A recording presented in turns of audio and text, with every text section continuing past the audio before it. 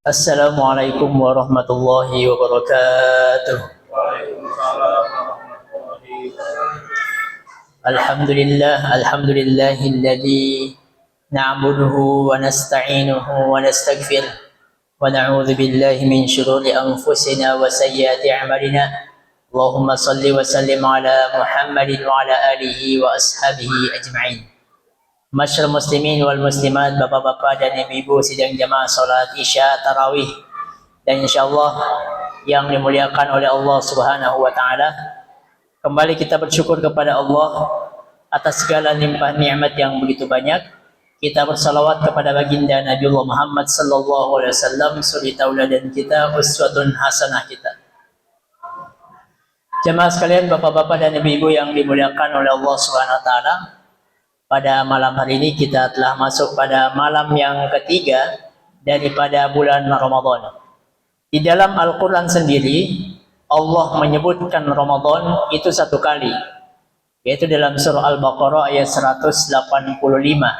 Allah berfirman, Syahru Ramadan alladzi unzila fihi al-Quran. Dari Al-Baqarah 183, 184, kemudian 185, 186 sampai 187.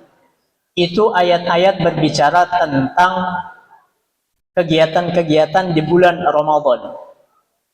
Dari sekian ayat itu, Allah menyebutkan dalam 186 itu ayat tentang doa.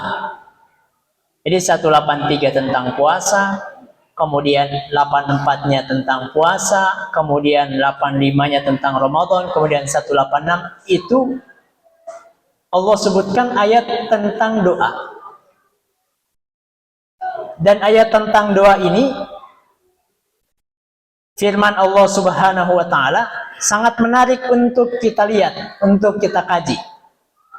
Diawali dengan wa idza sa'alaka ibadi anni fa inni qarib. Jikalau hambaku bertanya kepadamu Muhammad tentang diriku, maka sesungguhnya aku dekat.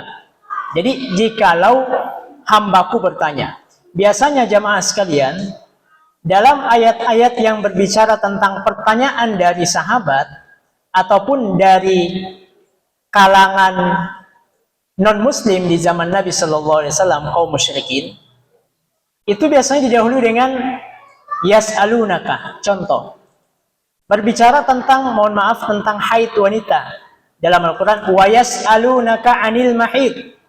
Mereka bertanya kepadamu tentang, mohon maaf, haid. Dan setelah pertanyaan itu biasanya ada kul, wa yas'alunaka, kemudian kul. Contoh Al-Anfal, Pak. Wa yas'alunaka anil anfal kulil anfalul. Artinya ada perintah kepada Nabi untuk menyampaikan, wahai Nabi, sampaikan bahwa al-anfal itu adalah demikian-demikian. Wa yas'alunaka 'anil mahid qul huwa adza. Muhammad, mereka bertanya kepadamu tentang haid, katakanlah seperti itu. Tentang hilal, wa yas'alunaka 'anil ahillah. Mereka bertanya kepadamu tentang hilal. Apa ayatnya? Qul hiya mawaqitu linnas. Katakanlah bahwa hilal itu adalah waktu-waktu di mana Allah menetapkan waktu-waktu ibadah bagi manusia. Atau ayat yang semisalnya, yas'alunaka madza yunfiqun. Mereka bertanya kepada Muhammad apa yang mereka infakkan. Qul ma anfaq, ada lagi qul. Jadi ayat-ayat yang berbicara tentang pertanyaan yang ditujukan kepada Nabi Muhammad, itu Nabi diperintahkan dengan kul, wahai Nabi, sampaikan kepada yang bertanya. Wahai Nabi, jawablah pertanyaan itu. Jadi Nabi yang diperintahkan untuk menjawab. Nah, di 186 ini bunyinya tidak ada kul. Tapi Allah berfirman, wa idza sa'alaka ibadi anni. Langsung Allah yang menjawab. Tidak memerintahkan kepada Nabi Muhammad. Tapi Allah bilang wa idza. Idza itu menandakan kapanpun hambaku bertanya tentang diriku, Allah tidak memerintahkan kul fa inni qarib, tidak, tetapi Allah yang langsung menjawab pertanyaan itu, fa inni qarib, bahwa sesungguhnya aku dekat. Artinya memberikan gambaran kepada kita, pemahaman bagi kita betapa kedekatan Allah Subhanahu wa taala kepada hambanya. Untuk itu kita berdoa kepada Allah, langsung mengangkat kedua tangan kita, meminta, memohon kepada Allah. Tanpa wasilah, tanpa perantara, kita bisa memohon langsung kepada Allah Subhanahu wa taala.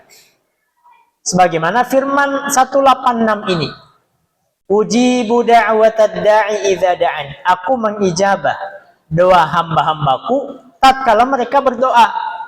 Artinya didahului oleh doa kita, kemudian Allah berikan ijabah doa-doa kita. Walaupun pada hakikatnya banyak daripada apa yang telah Allah berikan yang tidak kita minta.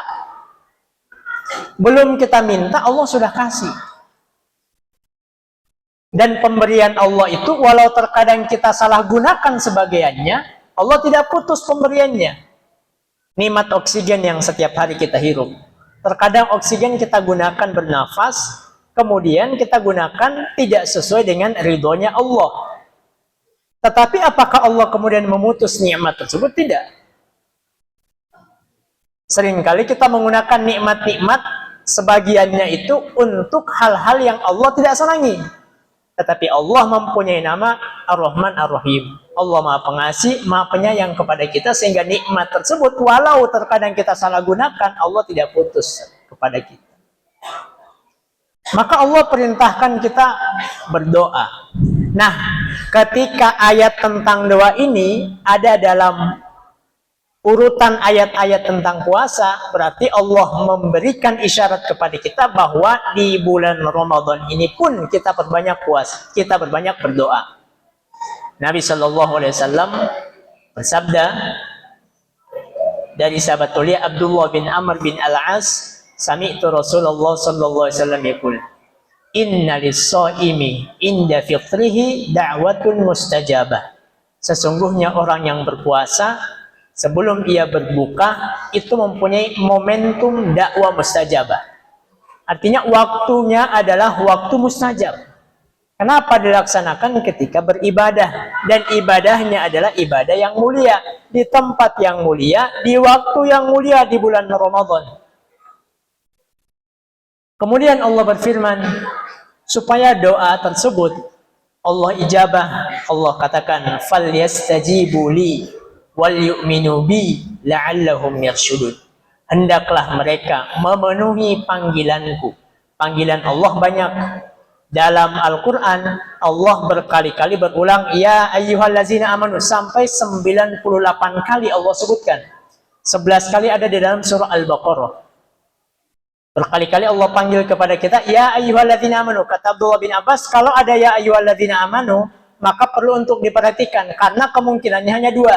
Apakah ada perintah setelah itu, atau ada larangan yang harus kita jauhi. Apakah ada perintah yang kita laksanakan, yang Allah meminta kepada kita untuk kerjakan, atau ada larangan yang Allah meminta kepada kita untuk menjauhinya.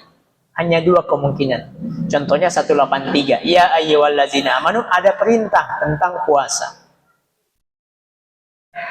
Falyastajibu li, kalau ada perintah, maka istijabah, kita ikuti perintah tersebut. Kita laksanakan perintah tersebut. Wal yu'minu bi la'allahum yarshudun.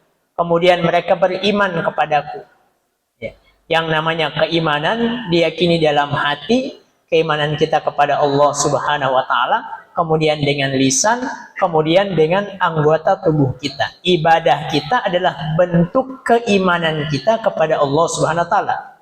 Sebagaimana kesyukuran pun demikian.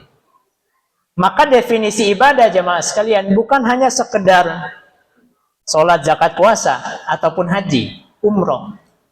Tetapi segala perkataan, perbuatan, baik yang zahir ataupun yang batin, yang disenangi oleh Allah Subhanahu wa taala, maka dia merupakan masuk dalam makna definisi ibadah itu sendiri. Ismun jami'un likulli ma yuhibbuhullah wa yarda.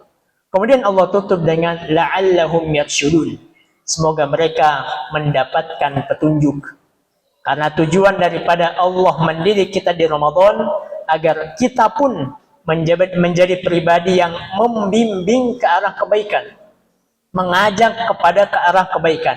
Itulah yang kita kenal dengan istilah al-amru bil ma'ruf wan nahyu anil munkar.